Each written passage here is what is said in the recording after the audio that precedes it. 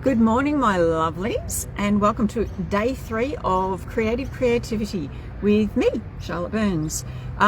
So every day in the month of May, I am coming to you live around about this time. I'm trying to aim for about this time, but we'll see how we go, with just some tips and trips on creativity to hopefully inspire you in being creative. Now, most of these are going to be about scrapbooking, but some of them will include tips and trips.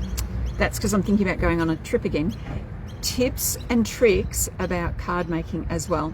So today's something that you need if you want to be creative, and that is organization. So what I want to show you is some of my larger organization tips. So I'm going to spin the camera around. You can see I'm actually not at home. I'm at Village Green, so I'm at a consultant training day today, which is really exciting. And this is what I've brought with me. So I'm flipping the camera around. So I did show these containers. These are Mimi, and it's actually a Mimi separator. This is a narrow one. You can get a wide one as well.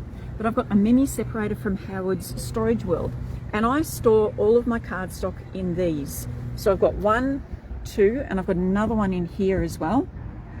And they it's really great because they stand up. Let me turn this around.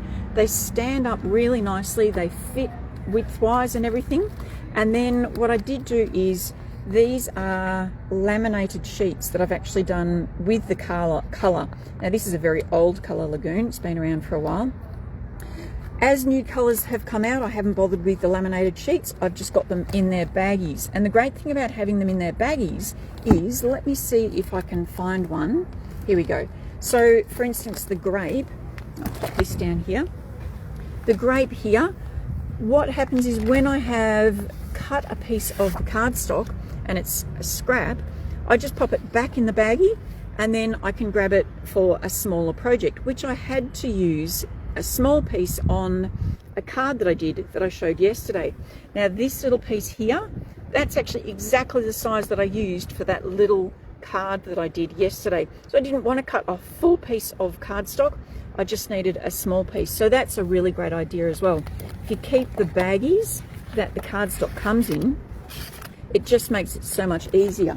Now the other great thing about these containers that I wanted to share with you was, so apart from the fact you can get these from Howard's Storage World, now you can order them online. I don't get any commission or kickback from that. I'm just sharing because that's what I want to do. The reason I am also pointing my camera and standing in the shade at these ones you can buy from Woolworths. So it's a Sistema storage container, and it's a 40-litre container, and it will fit 2 of the Mimi narrow containers in them really nicely. Now, I don't know if I'm going to be able to do this because this is fairly heavy. When you put them in though, they don't both sit down on the bottom. It's a tapered container, so it's wider at the top and it goes down, it tapers down. So when you put 2 of them in, one of them sits just off the bottom of the thing, but they do sit in, and you can see if I put the lid on this, the papers are all enclosed. So I used these when I was on my trip. This is what I used in the back of the truck to store all of my bits and pieces. They were really great, nice and stable. But also, even if you're not traveling, it's great to have a lid because it means it keeps all of the dust and everything off.